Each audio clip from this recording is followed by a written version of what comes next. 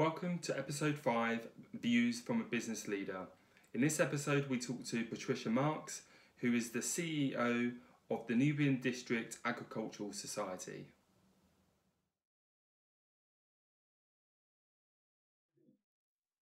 So good morning, Patricia. Good morning. Thank you very much for taking time out of your busy schedule to talk with me today. I guess just in first instance, would you mind just telling people who you are and what you do? I'm Patricia Marks. I'm the Chief Executive of the Newbury District Agricultural Society, and our home is at Newbury Showground. We're an education charity that looks to support people to find out more and become more educated about rural life, farming, agriculture, horticulture and rural crafts. Fantastic, thank you very much. Well, I guess the corona pandemic and has had a massive impact on you personally and what you're doing with in your role. Yes, I mean, obviously, as an organisation, one of the main things that we have is our home at Newbury Showground. So we have our own event that takes place every year as the Royal County of Berkshire Show. But we also have the showground, which is used for other events by our other clients. And obviously with the challenges around people gatherings and people being locked down, obviously that's had a dramatic impact on our schedule for the year. So it's making us have to make some quite difficult choices. Yeah, and what are those choices? Because I know that the shows have been cancelled, and obviously the knock-on effect that's going to have on the local economy is big. Yes. I mean, you know, if you think it's about, first and foremost, it's the society. So the society relies on the income from both the showground and from the show, both of which are going to be, dramatically affected this year.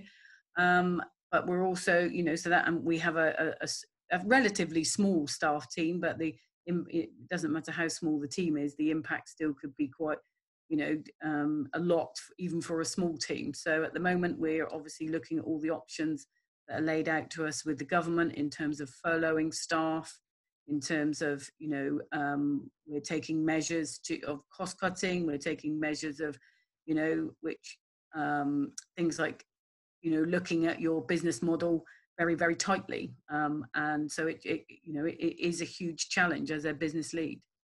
Yeah, and I guess in times like these, your network around you must obviously be hugely important.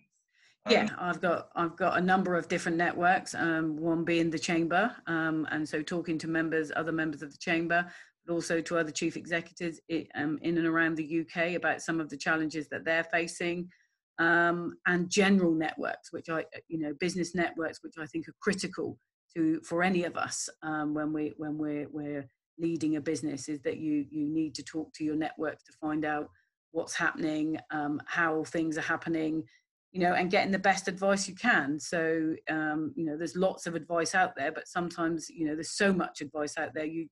You're challenged as to what to pick up when and how and where. So using your networks where perhaps somebody's got the inside knowledge on a particular issue is a fantastic way to try and all of us to sustain ourselves as we go forward. And, moral support as well. Absolutely.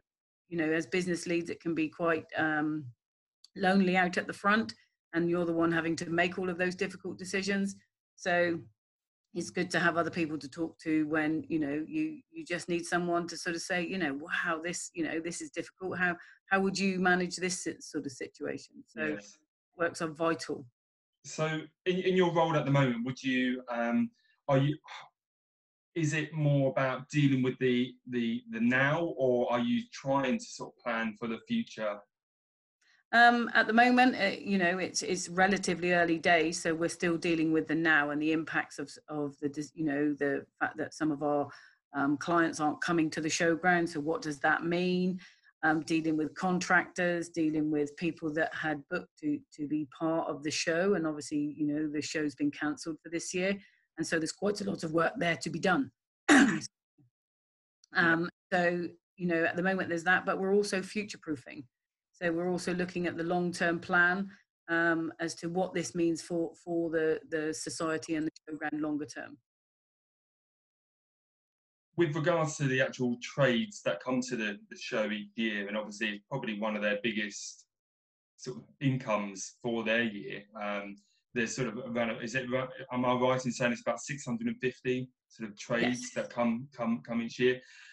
In terms of the impact on them, is it, how do you see it sort of evolving? I think it's a very mixed bag, because we have a wide range of trade stands that come to the show. So we have ones that are perhaps go from show to show to show.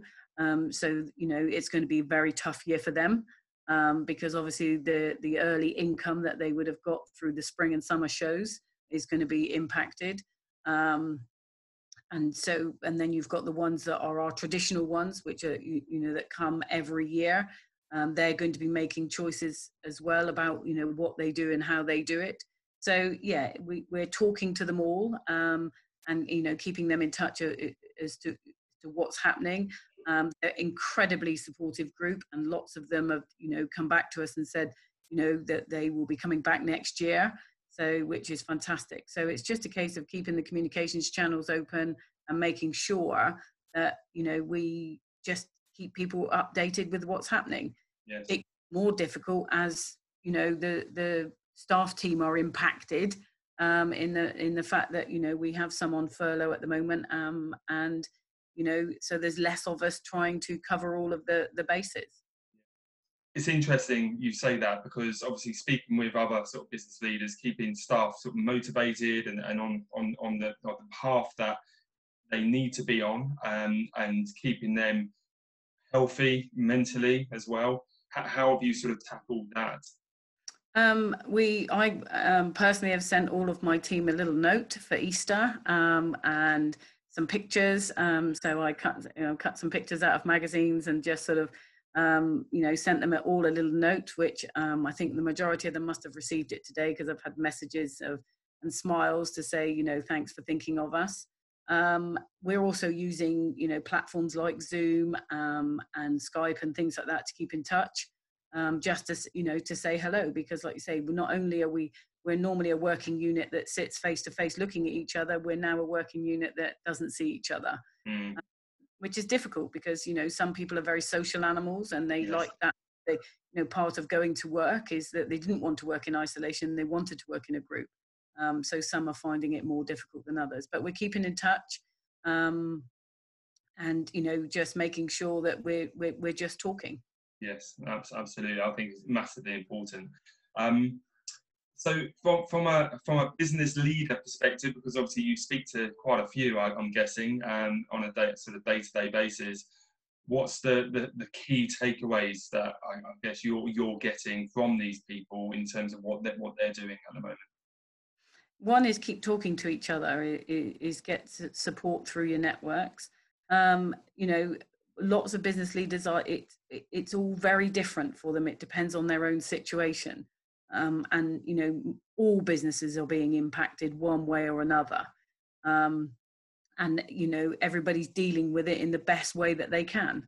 You know, people are having to make very difficult decisions about their businesses. And, you know, people are probably taking more time now to look at the business model that they've got, and to find out, you know, really understand where their business is going.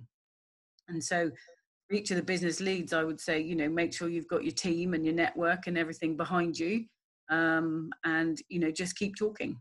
I think one of the things that I've been talking to other business leaders about is how it's not going to be the same again. I think people will adapt and evolve because of this situation that we've had, and coming out the other side, business is going to be probably conducted in a very different way. Would you tend to agree with that? I think so. And I think you know, a lot of people want to, you know, the phrase "get back to normal" as fast as possible. But I'm not sure that business as usual will follow as the same as it's been before. You know, business is a difficult issue in the first place. It's not something for the faint-hearted at the best of times. And this will just, you know, make people, people show their resolve in, what they can do to make sure that their business goes forward, which is what we're aiming to do. Yeah, 100%. I think that's what everybody's aiming to do, I think. And I really appreciate your time. I think the key takeaway is to communicate, and is to really sort of tap into your networks and plan for the future. Do it now while you can, because I think probably when we get back to normal, it's going to be even busier than what we are now. Yes, I think when we get to some semblance of order, then we're all going to be very, very busy to making sure that we are future proofing for God forbid anything similar, but for business crises in the future. Yeah, 100%. Well, Patricia, I really hope obviously the society continues all the good work that you're doing, and yeah, I appreciate your time this morning. Okay, thank you very much. Thank you.